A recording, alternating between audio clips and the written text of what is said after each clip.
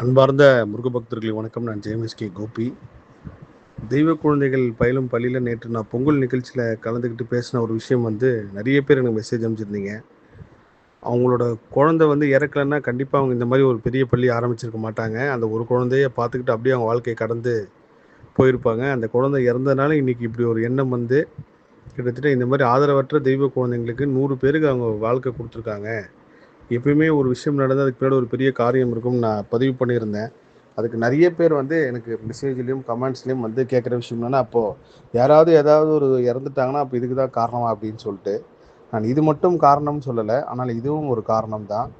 உதாரணத்துக்கு தசவதாரம்னு ஒரு படம், நான் அந்த படத்தை அப்போ பார்த்ததுக்கும் இப்போ என்னோடய கர்ம ஆராய்ச்சியில், முருகர் ஆராய்ச்சியில், அதுக்கப்புறம் இன்னும் நிறைய புத்தகங்கள்லாம் படித்ததுக்கப்புறம் பார்க்குறதுக்கும் ஒரு பெரிய மனமாற்றம் வருது. அந்த படத்தில் நிறைய விஷயங்கள் கர்ம சுழற்சியை பற்றி சொல்லியிருப்பாங்க.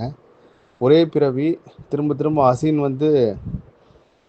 அந்த பழைய காலத்தில் இருக்கும்போதும் அந்த கல்லில் இடிச்சிருப்பாங்க. அதே மாதிரி அடுத்த பிறப்புலையும் அதே அந்த கல் தடுக்கும். அதே போல் எல்லாத்துக்கும் பின்னாடி ஒரு காரணம் இருக்கிறத கரெக்டாக படம் முடிகிறப்போ கனெக்ட் பண்ணியிருப்பாங்க.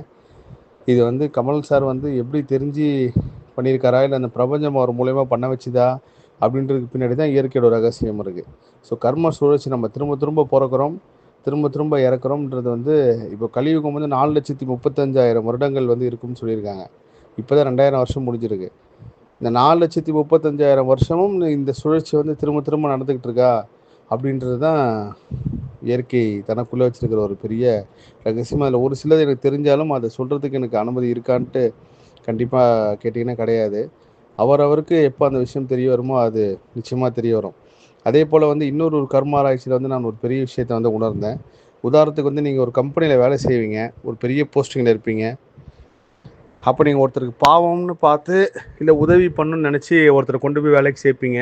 வேலைக்கு சேர்த்த உடனே ஒரு வருஷத்தில் அவர் பெரிய ஒரு போஸ்டிங் நீங்கள் யாரை வேலைக்கு சேர்த்தீங்களோ அவரே நீங்கள் வேலையை விட்டு வர்றதுக்கு காரணமாக இருப்பார். இது ஏன் நடக்குதுன்றதுக்கு பின்னாடி தான் இயற்கையோட பெரும் ரகசியம் இருக்குது. எல்லாமே பிறப்பின் தொடர்ச்சி தான், பர்த் கண்டினியூட்டி தான்.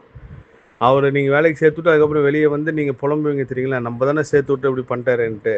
அந்த மாதிரி ஏதாவது ஒரு சம்பவம் வாழ்க்கையில் நடந்து, இது வேலைன்னு மட்டும் கிடையாது, எல்லா துறையிலையுமே, இப்போ சினிமாலேயோ இல்லை அரசியலையோ இல்லை பொதுத்துறையிலையோ எங்கே இருந்தாலும் இந்த மாதிரி நடந்துருந்துச்சுன்னா அவங்கள யாருமே பழி வாங்கணும்னு நினைக்காதீங்க. அதை மன்னிச்சு கடந்து அவங்ககிட்ட சண்டை போட்டிருந்தீங்க, இல்லை பேசாமல் இருக்கீங்கன்னா திரும்ப பேசிடுங்கன்றது என்னோட தாழ்மையான வேண்டுகோள். இதை பற்றி மட்டுமே தனியாக ஒரு குரல் பதிவு செய்கிறேன். இன்னைக்கு காலையில் தியானம் முடிச்சுட்டு இதை சொல்லணும் உத்தரவு வந்துச்சு, கண்டிப்பாக இந்த விஷயத்தை பதிவு பண்ணணுன்ட்டு இப்போ குரல் பதிவு செய்கிறேன். எல்லா புகழும் முருகனுக்கே. நன்றி.